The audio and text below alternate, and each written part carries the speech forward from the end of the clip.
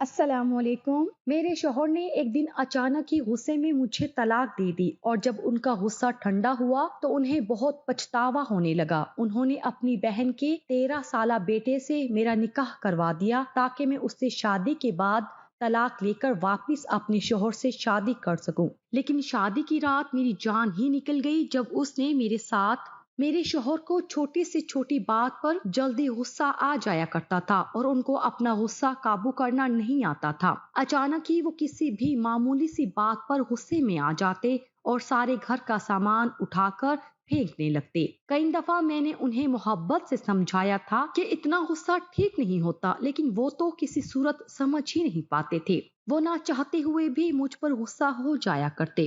ہماری شادی کو 1 سال کا عرصہ ہی گزرا تھا اور اس 1 سال میں نے ان کے غصے کی انتہا کو دیکھ لیا تھا، لیکن مجھے ہرگز اندازہ نہیں تھا کہ ایک دن وہ غصے میں ہر حد پار کر جائیں گے اور ہمارے رشتے کو ہی نشانہ بنا بیٹھیں گے۔ ایک معمولی سی بات کو لے کر میرے شوہر نے مجھ پر اپنا ہر تعلق ختم کر لیا تھا، لیکن جیسے ہی کچھ گھنٹوں بعد ان کا غصہ ٹھنڈا ہوا تو وہ میرے قدموں میں گر گئے اور معافیاں مانگنے لگے۔ لیکن اب پچھتاوے کیا ہوت جب چڑیاں چگ گئی کھیت۔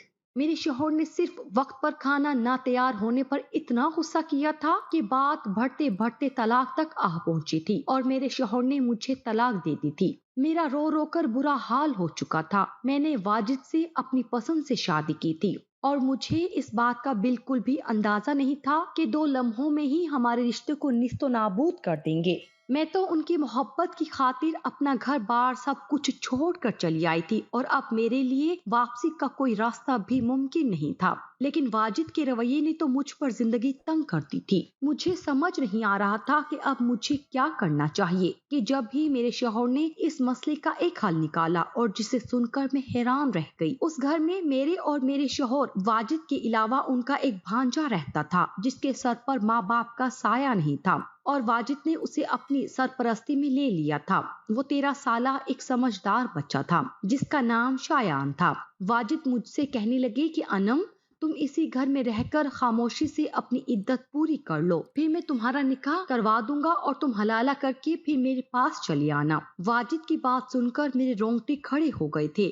میں کیسے ایک 13 سالہ بچے سے نکاح کر سکتی تھی جبکہ میری اپنی عمر 20 برس کی تھی، لیکن وہ آج میرے قدموں میں بیٹھ کر پھوٹ پھوٹ کر رونے لگے کہ وہ میرے بغیر کسی صورت نہیں رہ سکتے۔ انہوں نے جو کچھ بھی کیا یا کہا وہ غصے میں تھا۔ پہلے تو وہ اس طلاق کو طلاق ماننے کے لیے راضی ہی نہ تھے۔ ان کا کہنا تھا کہ انہوں نے شدید غصے کے عالم میں یہ الفاظ ادا کیے ہیں، لیکن میں اپنی بات پر قائم رہی کہ طلاق تو طلاق ہوتی ہے، غصے میں دی گئی ہو یا مذاق میں، وہ قائم ہو جاتی ہے اور اب میں ان کے نکاح میں نہیں رہی ہوں۔ واجد نے مجھ سے کہا کہ تم اسی گھر میں رہ کر اپنی عدت پوری کر لو اور میں پوری طرح تمہارا خرچہ اٹھاؤں گا اور تمہیں کسی چیز کی کمی نہ ہونے دوں گا اور اس کے بعد خود شایان سے تمہارا نکاح کروا دوں گا۔ شادی کے اگلے دن ہی تم شایان سے طلاق لے لینا، اسے میں نے پال پوس کر بڑا کیا ہے، مجھے یقین ہے کہ وہ فوراً تمہیں طلاق دے دے گا۔ میرے پاس واجد کی بات ماننے کے علاوہ اور کوئی چارہ نہیں تھا کیونکہ میں اپنی ساری کشتیاں جلا کر واجد کے در پر آئی تھی۔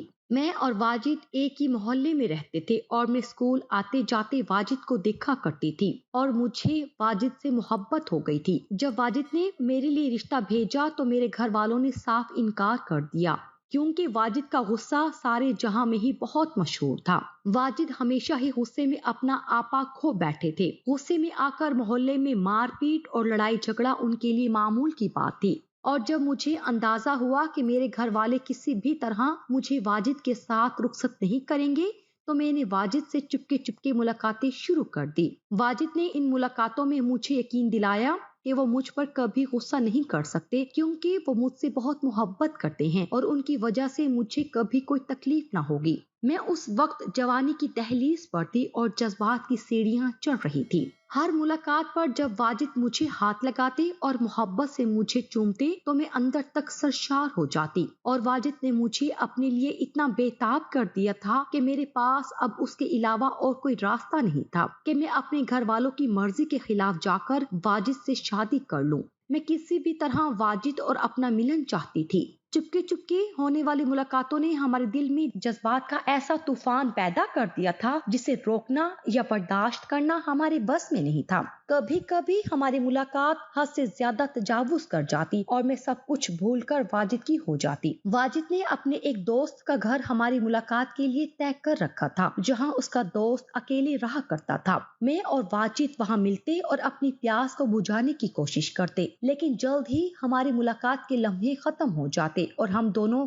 सैराब भी न हो पाते। कभी कभी वाजिद मुझसे बहुत ज्यादा खुले अल्फाज में अपने जज्बात का इजहार करके कहते कि वो अब मेरे बगैर अपने बिस्तर पर बहुत बेचैनी महसूस करते हैं और अब वो किसी भी तरह मेरे साथ रातें गुजारना चाहते हैं, और अगर मैं उनकी ना हुई तो वो कोई भी गलत कदम उठा लेंगे।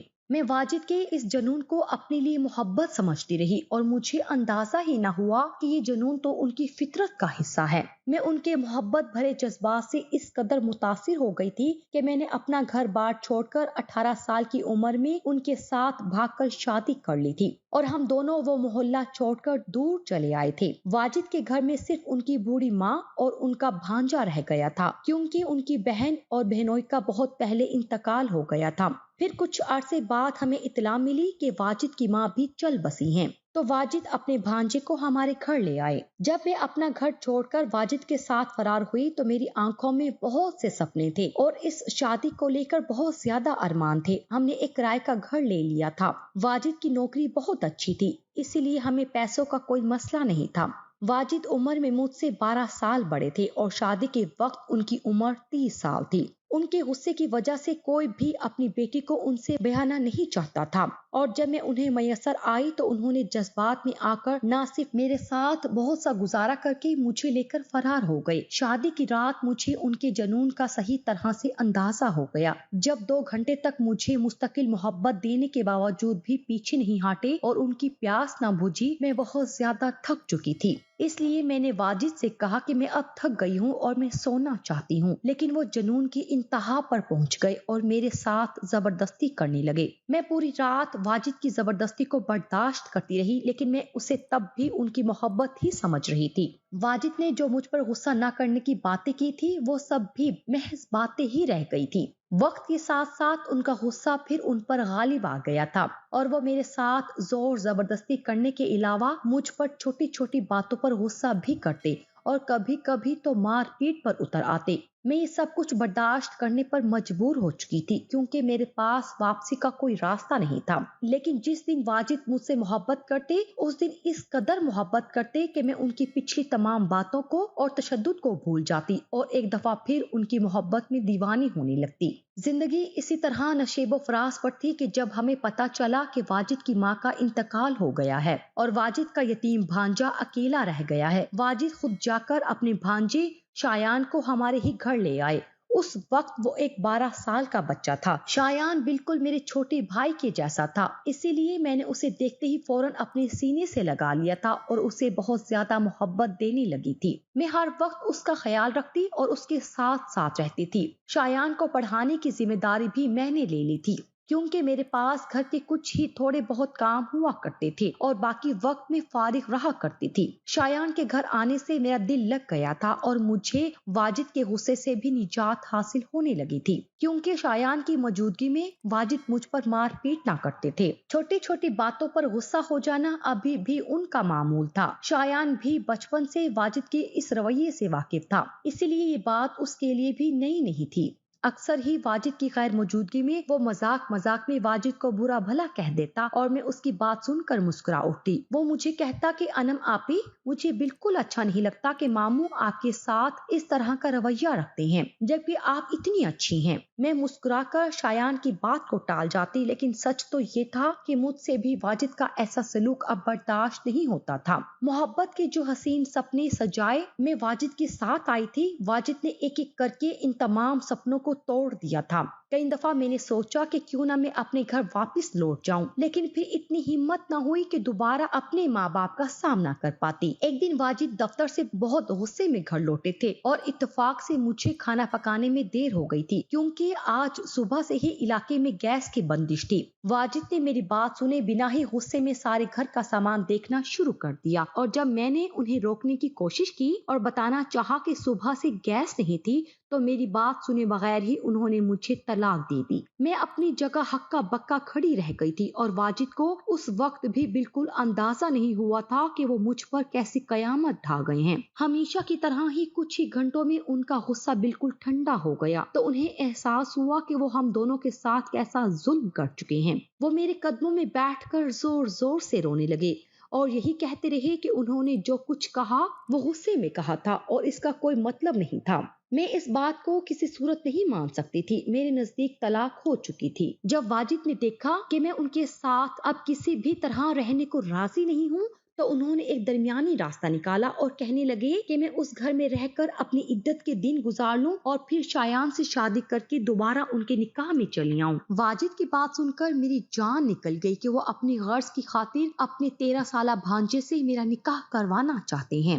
واجد نے کہا کہ ایک یہی راستہ ہے جس کے ذریعے سے ہم دونوں دوبارہ ایک ہو سکتے ہیں۔ میرے پاس واجد کی بات ماننے کے علاوہ اور کوئی چارہ نہ تھا، اسی لیے میں اسی گھر میں رہ کر عدت پوری کرنے لگی۔ فی الحال ہم نے یہ بات شایان سے چھپا لی تھی۔ میں رات کو اسٹور روم میں چلی جاتی اور رات وہیں گزارتی۔ دن بھر تو واجد گھر پر موجود ہی نہ ہوتے تھے۔ شروع میں تو شایان بہت حیران ہوا کہ میں اسٹور روم میں کیوں سونے لگی ہوں، لیکن پھر میں نے یہ کہہ کر بات ختم کر دی کہ اس کے ماموں مجھ سے ناراض ہیں اور وہ مجھے ابھی اپنے کمرے میں نہیں رکھنا چاہتے۔ دن بہت تیزی سے پڑ لگا کر اڑ رہے تھے اور واجد سے میری جدائی برداشت نہیں ہو رہی تھی۔ کئی دفعہ انہوں نے مجھ سے بات کرنے کی کوشش کی لیکن میں ہمیشہ منہ پھیر لیتی۔ اس وقت وہ ایک نامحرم کے سوا اور کچھ نہ تھے۔ شایان نے بھی انٹرنیٹ کے ذریعے کوئی نوکری ڈھونڈ لی تھی اور وہ پڑھائی کے ساتھ ساتھ فارغ وقت میں انٹرنیٹ پر ہی کوئی کام کرنے میں مصروف تھا۔ میں جب بھی اس سے پوچھتی کہ تمہیں اس وقت کام کرنے کی کیا ضرورت پیش آ گئی تو وہ مسکرا کر کہتا کہ وہ ہمیشہ تو میرے اور ماموں کے سہارے زندگی نہیں گزار سکتا ہے اور وہ جلد ہی زندگی میں آگے بڑھنا چاہتا ہے۔ مجھے شایان کو دیکھ کر بہت خوشی ہوتی۔ وہ ایک سلجھا ہوا اور سمجھدار بچہ تھا۔ جس دن میری عدت ختم ہوئی اس دن واجد نے شایان کو بٹھا کر بہت پیار محبت سے ساری بات بتائی، جسے سن کر شایان سکتے میں آ گیا۔ اسے یقین ہی نہیں آ رہا تھا کہ واجد نے مجھے طلاق دی ہے، لیکن پھر اسے سمجھ آ گئی کہ میں اتنے عرصے سے اسٹور روم میں راتیں کیوں گزار رہی ہوں۔ اور جب واجد نے شایان کو یہ بتایا کہ وہ اس سے کیا چاہتے ہیں تو شایان بالکل ہی ہکا بکا رہ گیا اور کہنے لگا کہ یہ کیسے ممکن ہے کہ میں اپنی مامی سے نکاح کر لوں۔ واجد نے کہا کہ حلالہ کرنے کا ایک ہی راستہ ہے کہ تم انم کو ایک رات اپنے نکاح میں رکھ لو، پھر بھلے تم اسے اگلے ہی دن چھوڑ دینا۔ یہ بات ہم تینوں کے علاوہ اور کسی کو معلوم نہ ہوگی اور یوں ہمارا بھرم رہ جائے گا اور ایک دفعہ پھر انم میری نکاح میں آ جائے گی۔ شایان نے ایک نگاہ مجھ پر ڈالی جو ان دونوں کی گفتگو کے درمیان خاموش بیٹھی آنسو بہا رہی تھی۔ شایان کو معلوم تھا کہ میرے آگے پیچھے کوئی نہیں ہے اور میں ایک بے آسرا عورت ہوں۔ اگر شایان اس نکاح کے لیے راضی نہ ہوگا تو میں در در کی ٹھوکریں کھانے کے لیے مجبور ہو جاؤں گی۔ تھوڑی دیر سوچنے کے بعد شایان نے حامی بھر لی اور واجد نے اسی روز قاضی کو بلا کر خاموشی سے گھر میں ہی ہمارا نکاح کروا دیا۔ جس طرح ہم دونوں کی طلاق کی خبر کسی کو نہ ہوئی تھی، ویسے ہی میرے اور شایان کے نکاح سے متعلق بھی ہم نے کسی کو اطلاع نہیں دی تھی۔ یوں بھی ہم تینوں کا ہمارے علاوہ اور کوئی نہیں تھا۔ میرے اور شایان کے نکاح کے بعد واجد یہ کہہ کر گھر سے چلے گئے کہ وہ صبح میں واپس آئیں گے اور ان کے آنے سے پہلے شایان مجھے طلاق دے دے گا۔ میں تھکی ہاری سی اسٹور روم میں بیٹھی تھی جب شایان میرے پاس چلا آیا اور کہنے لگا کہ آپ میرے کمرے میں چل کر آرام سے سو جائیں۔ پہلے تو میں شایان کو منع کرتی رہی لیکن جب وہ نہ مانا تو میں اس کے ساتھ اس کے کمرے میں چلی گئی اور آنکھیں بند کر کے سونے کے لیے لیٹ گئی۔ ابھی مجھے لیٹے تھوڑی ہی دیر گزری تھی جب مجھے اپنے اوپر کسی کے ہاتھ کا احساس ہوا۔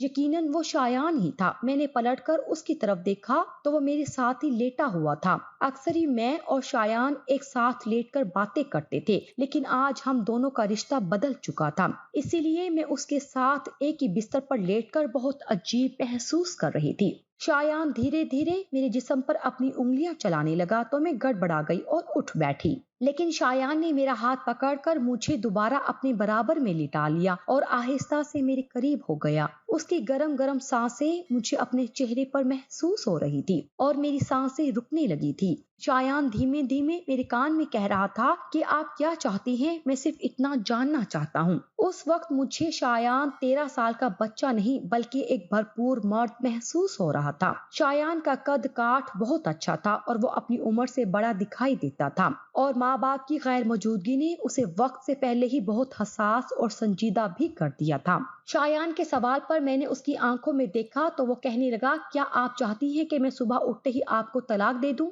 نہ جانے کیوں شایان کی باتوں پر میری آنکھیں بھیگنے لگی تھی۔ میں نے کوئی جواب نہ دیا تھا۔ شایان نے مجھے اپنی گلے سے لگا لیا اور دھیرے دھیرے میری آنکھوں کو چومنے لگا۔ اس کے دونوں ہاتھ میرے جسم پر رینگ رہے تھے اور میں اپنا آپ کھوتی جا رہی تھی۔ میرے اور شایان کے درمیان آہستہ آہستہ دوریاں مٹتی چلی گئی اور میں اس کے ساتھ تعلق قائم کر بیٹھی۔ مجھے ہرگز بھی ایسا محسوس نہیں ہو رہا تھا کہ میں ایک 13 سال کے بچے کے ساتھ ہوں۔ شایان ایک بھرپور مرد تھا جس نے میرے جذبات کو ایسی تسکین پہنچائی تھی جو کبھی واجد بھی نہ دے سکے تھے۔ واجد عمر میں مجھ سے بہت زیادہ بڑے تھے، اسی لیے شاید ان کے ساتھ تعلق قائم کر کے مجھے ایسی خوشی محسوس نہ ہوئی تھی جیسی آج کی رات شایان کے ساتھ ہوئی تھی۔ جیسے ہی صبح سورج کی روشنی پھیلی تو میں شایان سے نظر چرا کر اس کے کمرے سے نکلنے لگی۔ شایان نے میرا ہاتھ پکڑ کر مجھے روک لیا اور کہنے لگا کہ اس نے میرا ہاتھ چھوڑنے کے لیے نہیں تھاما ہے، بلکہ وہ زندگی بھر میرا ساتھ نبھانا چاہتا ہے۔ شایان کی بات نے مجھے چونکا کر رکھ دیا تھا۔ وہ کہہ رہا تھا کہ وہ واجد کی طرح خود غرض نہیں ہے اور میرے جذبات کا تماشا نہیں لگانا چاہتا۔ شایان کہہ رہا تھا کہ جس طرح واجد نے غصے میں مجھے طلاق دی ہے، وہ دوبارہ بھی یہی سب کچھ کر سکتے ہیں کیونکہ ان کا اپنے غصے پر کوئی قابو نہیں ہے۔ دراصل وہ ایک ذہنی مریض ہیں۔ شایان کہنے لگا کہ وہ میرا ساتھ پا کر بہت خوش ہے اور میں اسے ہر لحاظ سے بہت اچھی لگتی ہوں، اسی لیے وہ مجھے چھوڑنا نہیں چاہتا ہے۔ اپنی بات پوری کر کے وہ میری آنکھوں میں جھانکنے لگا۔ اسے میرے جواب کا انتظار تھا۔ اس سے پہلے کہ میں اسے کوئی جواب دیتی، واجد گھر واپس لوٹ آئے تھے اور آتے ہی انہوں نے ہم دونوں کو ایک ساتھ دیکھ کر پہلا سوال یہی کیا تھا کہ شایان نے مجھے طلاق دے دی ہے کیا؟ میں نے واجد کی طرف ایک سرد نگاہ ڈالی اور واجد سے کہا کہ میں شایان سے طلاق نہیں لے سکتی۔ میں اور شایان ایک ازدواجی زندگی گزارنا چاہتے ہیں اور ہم دونوں نے کل رات ایک دوسرے کو مکمل کر دیا ہے اور ہم ایک ساتھ بہت خوش ہیں۔ میری بات سن کر واجد شایان کی طرف بڑھے۔ اس سے پہلے کہ وہ شایان کو مارتے، میں نے انہیں صاف صاف کہہ دیا کہ میں پولیس میں ان کے خلاف کارروائی کروں گی۔ شایان کے ساتھ نے مجھے مضبوط بنا دیا تھا، بھلے ہی وہ 13 سال کا تھا لیکن اب وہ میرا شوہر تھا۔ میں نے واجد کو آئینہ دکھا دیا اور شایان کے ساتھ اس گھر کو چھوڑ دیا۔ واجد نے ہم دونوں کو بہت برا بھلا کہا اور بہت ہنگامہ کیا۔ وہ مجھے ہماری محبت یاد دلانے لگے لیکن اب میرے دل میں ان کے لیے کوئی جذبات نہ تھے۔ ہم دونوں وہاں سے نکل گئے۔ واجد اکیلے رہ گئے تھے اور کچھ عرصے بعد ہمیں خبر ملی کہ واجد نے اپنے دفتر میں کسی آدمی کا غصے میں قتل کر دیا ہے اور اب وہ جیل کی سلاخوں کے پیچھے ہے۔ اپنے ماں باپ کی مرضی کے خلاف جا کر میں نے جو قدم اٹھایا تھا اس کی سزا مجھے مل گئی تھی۔ اب آنے والی زندگی مجھے شایان کے ساتھ گزارنی تھی۔